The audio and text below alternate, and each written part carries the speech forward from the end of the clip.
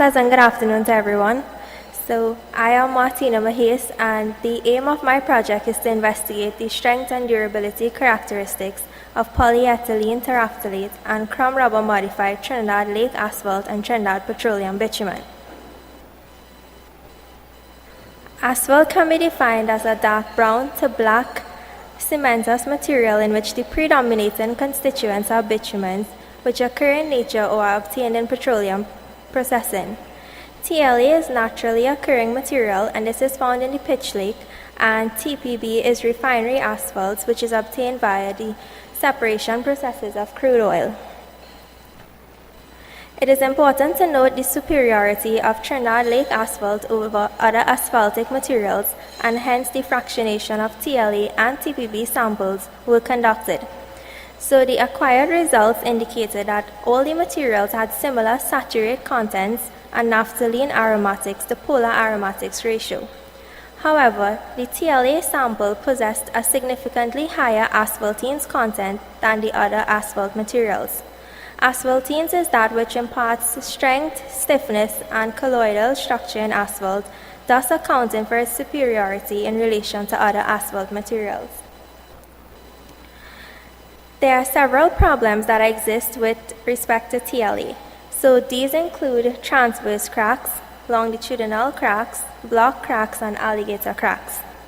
In addition, you can have fatigue cracking and rotting which can occur, and there's also permanent pavement deformation due to repetitive traffic loads. To alleviate the aforementioned, several materials including concrete, used car oil, and even glass can be incorporated into the mixture. However, for this research, we will focus on PET and CR particles. The improper disposal of PET and CR can result in flooding, air and visual pollution, and danger to wildlife and sea animals. So the problem statement. Although a review of the literature showed that the influence of polymers on the rheological properties of TLA and TPB exists, studies were conducted in a laboratory context. There exists limited information on the physical properties of strength and durability, PET and CR modified indigenous asphalt samples. Information on the strength and durability characteristics of PET and CR modified TLA and TPB will prove crucial in evaluating the potential for the practical use of PET and CR as a modifier of the asphalts as well as a reuse option. The main objectives of this project were to obtain from laboratory studies and literature the optimum dosages and particle size of CR and PET required for an enhanced asphaltic blend, to determine the strength and durability characteristics of selected blends containing various dosages of CR and PET as measured using Marshall testing and accelerated weathering testing, to select the optimum dosage that results in the enhancement of the physical properties of the base asphalt, as well as to determine the viability of using CR and PET as a reuse option for Trinidad and Tobago. So in order to complete the objectives, specimens were prepared according to the ASTM D6926, and the mixture basically comprised of 93% aggregates and 7% of asphalt. The PET and CR particles were added in proportions of 0, 0.5, 1, 1.5, 2, 4, and 5% by weight. Marshall stability flow tests were then completed according to the ASTM standard D6927, and then accelerated weathering tests according to ASTM D4799. So 4 journal articles were reviewed, and this was done to obtain the optimum dosages necessary for testing the sample. So from the research, it was found that 1, 2, and 5% were most optimum. So this was used as a guideline when choosing the dosages to test for this research. The Marshall stability tests were then conducted. So Marshall stability is a measure of the structural strength of the mixture, where a higher stability will produce greater strength of surfacing. According to test specifications, Marshall stability values ideally should be greater than 6.67 kilonewtons. So when PET particles were added, the Marshall stability value increased reaching a maximum of 10.2 kilonewtons at 1.5 pt, and then decreased as more particles were added. Similarly, with increasing contents of CR, a maximum Marshall stability of 10.7 kilonewtons was attained at 5% CR. Tests were also conducted on the standard sample, which yielded a value of 10.2 kilonewtons, so therefore the enhanced sample gave a higher value. Marshall flow was then conducted, and this is described as the amount of deformation that the sample can withstand before failure, and this concept is directly related to the Marshall stability. The acceptable flow range is basically between 2 to 4 millimeters. At 1.5% PET inclusion, the optimum flow value was attained 3.4 millimeters, and at 1% PET, a value of 3.2 millimeters was obtained. For the CR modified TLA mixture, a value of 3.2 millimeters was obtained at 1% and 2.8 for 5% CR. In order to account for the enhanced stability and flow values, the chemical properties of the material was observed. The waste polymeric materials are long-chain hydrocarbons, and TLA and TPB are also long-chain hydrocarbons, which is made up of asphaltenes and maltenes. When the polymeric material is added to the aggregate, it forms a thin layer on the surface and strong bonds are formed. This polymer material starts to melt, on top of which TLA and TPB are added. Some is absorbed through the polymeric layer and bonds with the aggregate are formed, and this enhances the aggregate polymer bond which already exists. As a result, the bonds between the asphalt and aggregate are improved through polymer modification. Then we had voids in mineral aggregate, which is the amount of space that is formed during the compaction process as a result of the porous nature of the asphalt material. According to the test specifications, ideally values should fall between 14 to 20%, and this was satisfied by all modified samples except the 5% PET. For 5% CR, the highest value was obtained, and at 4% PET, the highest value was obtained. Specific gravity is another characteristic of the asphalt samples that were investigated, where the higher the value for specific gravity, the more favorable it is. Specific gravity can be defined as the ratio of the density of the material to the density of water. At 1% PET modified TLA, a value of 2.378 was obtained, and for the CR modified sample, a value of 2.377 was obtained at 0.5%. This was deemed to be the optimum value with respect to mass and volume. After analyzing the findings, it was found that at 1% PET and 5% CR were the most optimum values. So these both percentages were used to conduct accelerated weathering tests. So each sample was exposed to 80 hours of weathering, and from the results, this is the standard sample. You have the standard sample before weathering and then after weathering. The arrows indicates the area where small chunks of the asphalt material fell out, thus indicating that it began to lose its adhesiveness, leading to a breakdown in structural integrity. Large spaces between particle matter can indicate that over time, weathering elements such as water and condensation will have a greater profound impact, since it would be easy to penetrate the various strata of the asphalt, leading to a much more accelerated rate of deformation and weakness. This is the PET modified sample before and after weathering. The arrows illustrates the part where some weathering took place. Limestone components from the mixture have surfaced. Also, you could see that this sample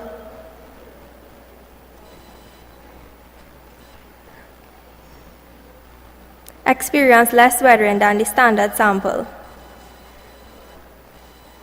For the Crumb rubber modified asphalt, the arrows indicates the area where deformation was observed.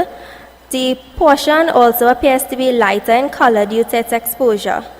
There was also a smooth appearance, which can imply that its strength and durability properties may have been altered due to the accelerated weathering process. However, considerably less amount of deformation has occurred in this sample when compared to the standard sample, and thus could indicate that the CR modified sample is capable of withstanding harsher weather conditions. Compression tests were also done on the samples before and after weathering. This took place at a depth of 2.5 millimeters and a test speed of 10 millimeters per minute. For the standard sample, a compression value of 8,479 newtons was obtained and a corresponding stress value of 1.8 by 10 to the 6 newton meters. As expected, subsequent to weathering, this value decreased to a stress value of 1.5 by 10 to the 6. The PET sample gave a stress value of 2.9 before weathering and then a final value of 2.9 by 10 to 6. Similarly, for the CR, a value of 2.8 by 10 to the 6 was observed, and then after weathering, the value reduced to 2.3 by 10 to the 6. Even though all the stress values decreased after being exposed to weathering, it was observed that for the unmodified asphalt sample before weathering, it's still less than the value for both CR and PET modified samples after weathering. So in conclusion, based on the literature review, the particle size that was most optimum was found to be less than 1.18 millimeters, and concentrations were tested of 0.5, 1, 1.5, 2, 4, and 5% CR and PET inclusions. Based on the accelerated weathering and Marshall test, the optimum concentrations were 5.0% CR and 1.0% PET. At 1.0 PET, a Marshall stability value of 10.2 kilonewtons was attained, and at 5.0 CR, Marshall stability value of 10.7 kilonewtons. The unmodified sample experienced the most weathering, then the 5.0% CR, then the 1.0% PET modified sample. The physical and durability characteristics of the asphaltic mix are enhanced through the use of PET and CR, and can also be a waste reuse option for Trinidad. It could be recommended that the behavior of the asphalt mixtures be investigated when both PET and CR particles were used as a modifier in the same mix, as well as to invest in or get a machine that creates PET particles of a specific size range, as this is a very time-consuming process. Thank you.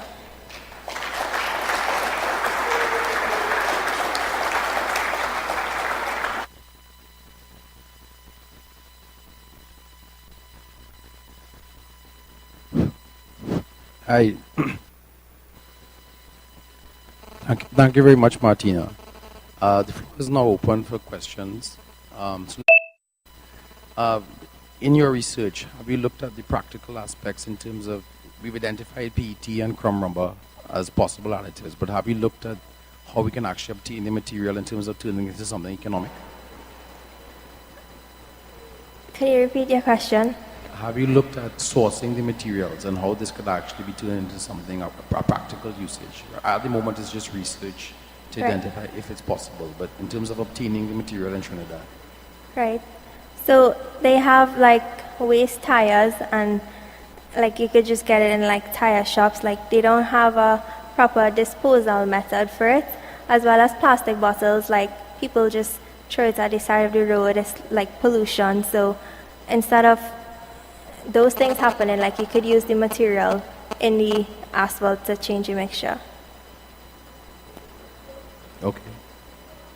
Floor is open.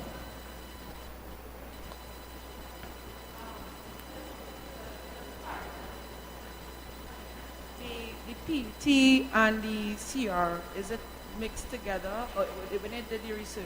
No, separately. It's completely separate? PET separate and CR separate. Oh, okay. Hi. Please identify yourself just when you're asking questions. Thanks. Yes, name is Isa Duki with CMAS. Two questions. One is whether any field testing was done. And the second question, before I forget it, is that that might be you, Sarma. Right. The second question is I noticed that you all tested from, I believe it was 1% up to 5% concentration. So the result was at 5%, right? Which is Yeah. at the limit of your test. Who's to say that 6% would be better? Now, it is based on your results, does the pattern show an increased strength with increased concentration? Yeah, it does increase up to 5%, but my testing was only done up until 5%, so I don't know what would happen beyond 5%, but for what I researched, 5% was my optimum. Okay, so in that case, the real value that might be optimum might actually be higher than that then. It's possible. The first question about field testing, What was your question? whether any field tests were done. No. No? Cecil Chin. Question. Aggregates use gravel. Was it Guanapo gravel or was it a limestone gravel or limestone crushed rock? It was limestone. Okay, well, limestone would be crushed rock. Now, there's a difference between acidic, the silica gravels and limestone. Limestone is a basic surface chemistry. So your asphalt will perform better. So those mixes that use the silica aggregate will strip. And you use the better aggregate for this test. What was the compaction that you used to make? I assume you used tiles. Yeah. Was it a modified AASHTO? Was it a gyratory compaction? What sort of compaction did you use to prepare your samples? You can answer that.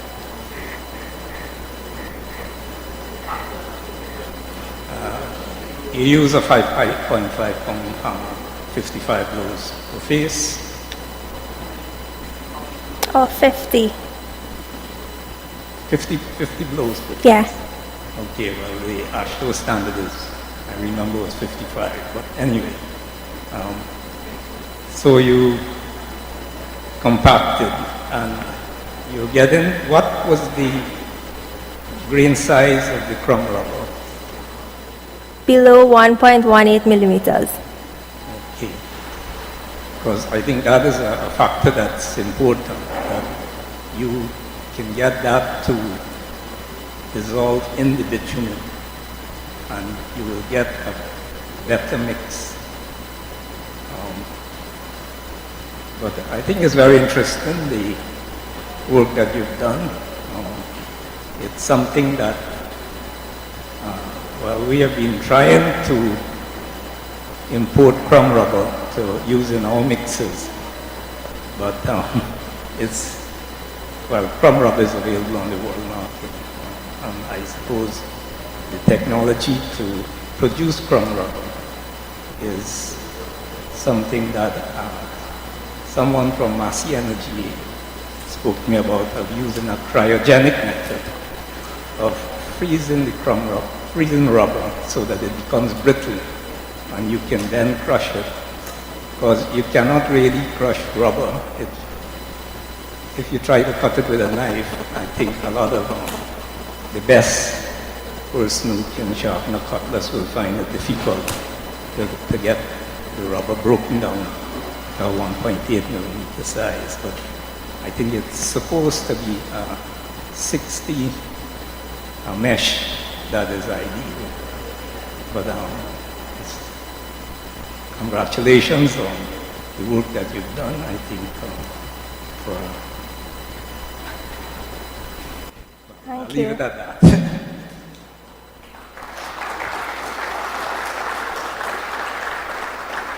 Winston Mallows, I just want to ask you a layman's question.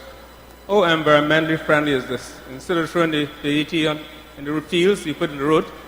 So how environmentally friendly is this? Very.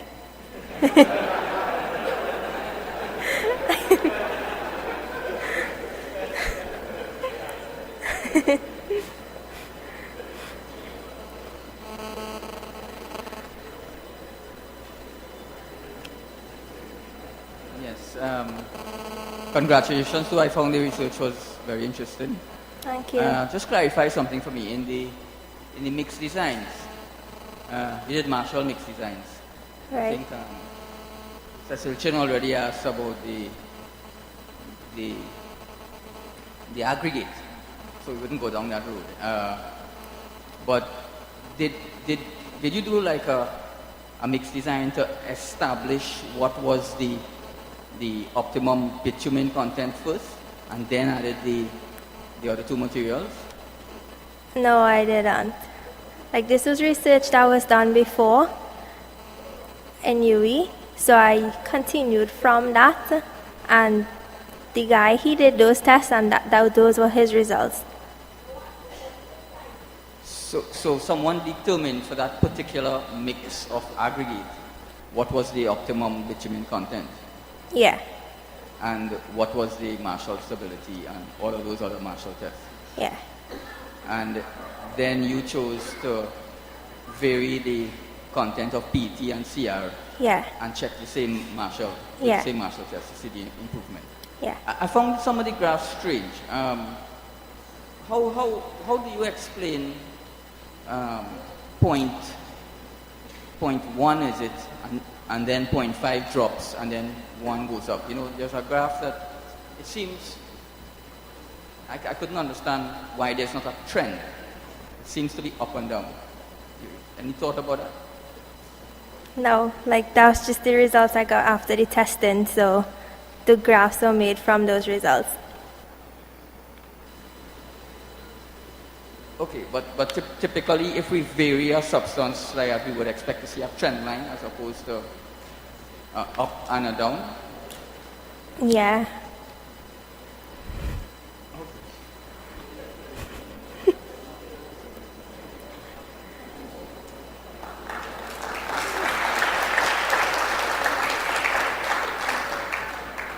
Matthew Devo, good afternoon.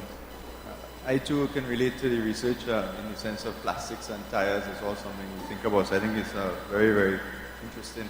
I just want to, have you done any research in terms of concrete, using it in concrete?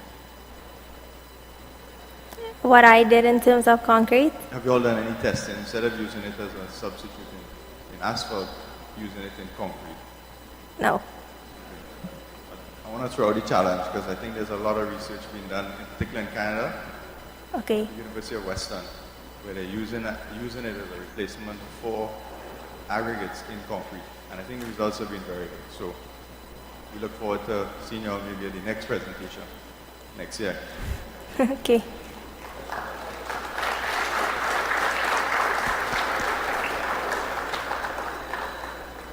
Okay, thank you. Any more questions? We have one more.